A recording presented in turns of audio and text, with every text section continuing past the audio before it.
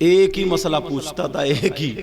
میں motor cycle پہ، زبیر حسانی نے مجھے بہت گھمایا موٹر سائیکل پہ. میں موٹر سائیکل پہ جا رہا تھا تو آیا، بولے حضور ایک مسئلہ بتا دو بس حضور، ورنہ میرا بیگ بندھا ہوا رکھا ہے. روک لی تو میں نے کہا یار میں جانا پروگرام میں، جلد 7 کلومیٹر. ارے بولے حضور بندھا ہوا رکھا. بولے ایک بوڑھا ایک بزرگ ایک مسئلہ پوچھتا، بس یہ بتا دو. میں نے روک لی. میں نے کہا کیا پوچھتا؟ پوچھو. تو وہ کہنے لگا وہ یہ پوچھتا ہے، سب سے 10 نکلوا دیے، میں 11واں ہوں. میں نے کہا کیا پوچھتا؟ بولے یہ پوچھتا یہ بتاؤ شیطان کی ختنہ ہوئی کہ نہیں ہوئی. یار باز بڑا مطلب پتہ نہیں کیا ہو. تو میں نے کہا اس سے یہ پوچھ، شیطان تیرا ماموں ہے، خالو ہے، جو ختنہ پہ پتیلے پکائے گا، پورے گاؤں کی دعوت کرے گا.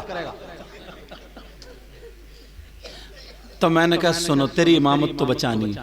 میں نے تفسیر جلالین کے حوالے سے بتایا شیطان جو ہے وہ جنات میں سے ہے، اور یہ جو ختنہ ہے یہ انسان کی علامت ہے، ٹھیک ہے، اور سنت ابراہیم ہے.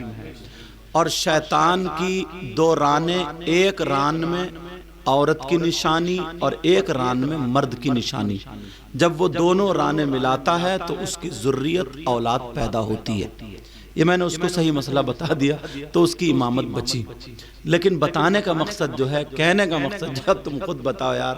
اس سے یہ پوچھو قبر میں کام تیرا رشتہ دار ہے شیطان یا کون ہے؟ تو پتیلے پر اللہ کے بندے نماز پوچھ لیتا، کوئی کام کی بات پوچھے گا تو ایسی بات. اور یہ عورتیں تعویذ لینے پہنچ جا تو ایسی. ایک عورت میاں کے پاس پہنچے، بولی بہت پریشان ہوں، بہت پریشان. کیا؟ بولے بجلی کا بل بہت آتا ہے، ایک تعویذ دے دو بجلی کا بل کم آ جائے.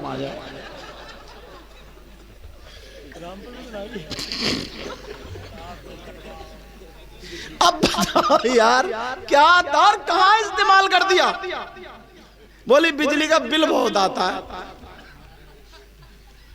سوچو زبیر حسانی صاحب،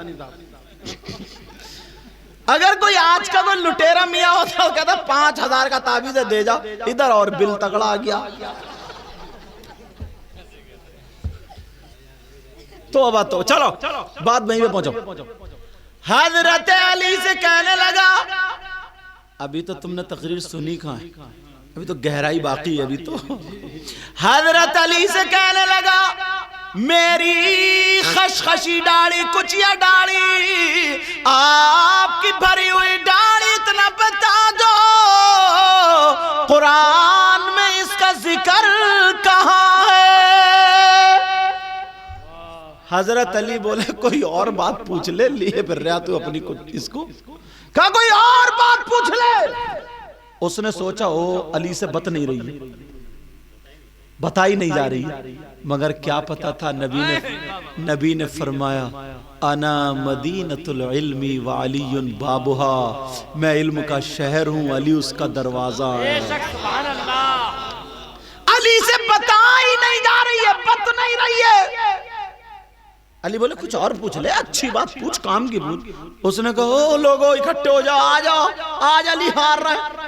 دوسری مرتبہ جب 20-50 آدمی ہو گئے نا، کالی بتاؤ میری کچیا ڈاڑی، تمہاری بھری ہوئی ڈاڑی، اس کا ذکر قرآن میں کہا. حضرت علی نے پھر ایسی کہا. 100-200 آدمی کھٹے ہو گئے. پھر تیسری مرتبہ کالی بتاؤ.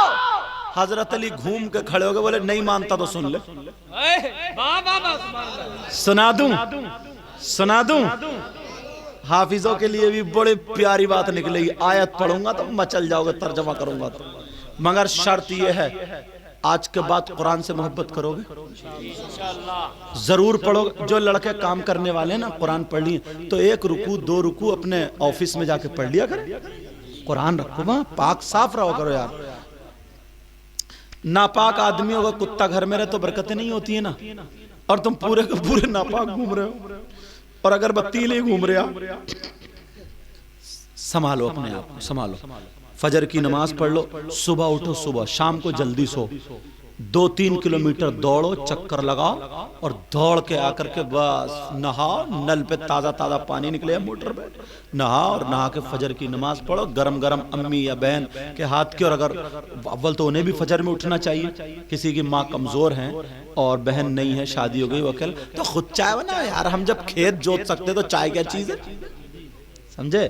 ہاتھ پاؤں چلاؤ، اپنا کام کرو، بزدل تھوڑی بننا کوئی. سمجھ میں آ رہی ہے؟ یہ سارے کام صبح صبح دوڑا کرو، اس سے دماغ بھی فریش ہوتا ہے، ہاتھ پاؤں اچھے ہوتے ہیں. مگر 2 بجے تک موبائل پہ چیٹنگ کر رہے ہو، الٹا سیدھے کیا کھایا تم نے، کیا پیا تم نے، ڈوب کے نہیں مرا گیا؟ بہن بیٹی تو سب کے گھر میں ہے یار. دوسرے کی بہن بیٹی کی عزت، اپنی بہن بیٹی کی عزت. رات کے 1 بجے تک موبائل پہ پڑا، صبح کو اٹھتا ہے 10 بجے یا 8 بجے، ایسا لگتا ہے جیسے بھوت اٹھ رہا، بھوت. چہرے پہ رونق نہیں ہوتی، پھر کہتا کہ کام نہیں چل رہا. قرآن شریف پڑھا کرو. اچھا اگر پڑھو تو آیت پڑھ کے بتاؤں حفاظ لوگ علماء یہ تو جانتے، لیکن آیت پڑھوں گا مزہ آئے گا. پڑھ دوں؟ حضرت علی نے اس کی کچیا ڈاڑی کو اور اپنی بھری ہوئی ڈاڑی کا جواب کہاں سے دیا؟ بسم اللہ الرحمن الرحیم. سبحان اللہ. والبلد الطیب یخرج نباتہ بإذن ربہ والذی خبث لا یخرج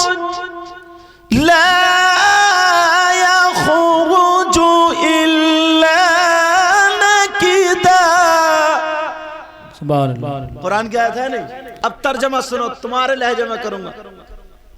حضرت علی بولے سن، اپنی ڈاڑی پہ ہاتھ پھرا، بولے والبلد الطیب، بولے اچھی زمین. سبحان اللہ. سبحان اللہ.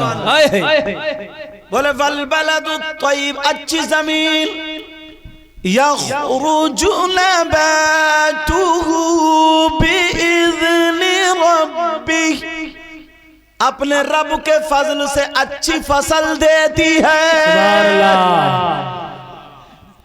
کیا بولے اچھی زمین اپنے رب کے فضل سے کیا دیتی ہے؟ اور اس کی ڈاڑی پہ ہاتھ رکھے بولے والذی خبث لا یخرج الا نکدا، بولے بنجر زمین، خبیث زمین، بیکار زمین، بولے بنجر زمین کوئی فصل نہیں دیتی، 1-2 ٹھنڈ جم جاتے ہیں. کیا کہہ رہے ہیں. سبحان اللہ. یار جب میں تراویح پڑھا، میں حافظ بھی ہوں الحمدللہ، 10 سال کی عمر میں ہو گیا تھا حافظ، سمجھے الحمدللہ.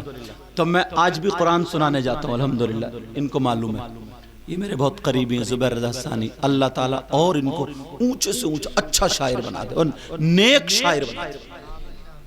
تو 50 کلومیٹر سے لوگ صرف قرآن کی تفسیر سننے آتے ہیں.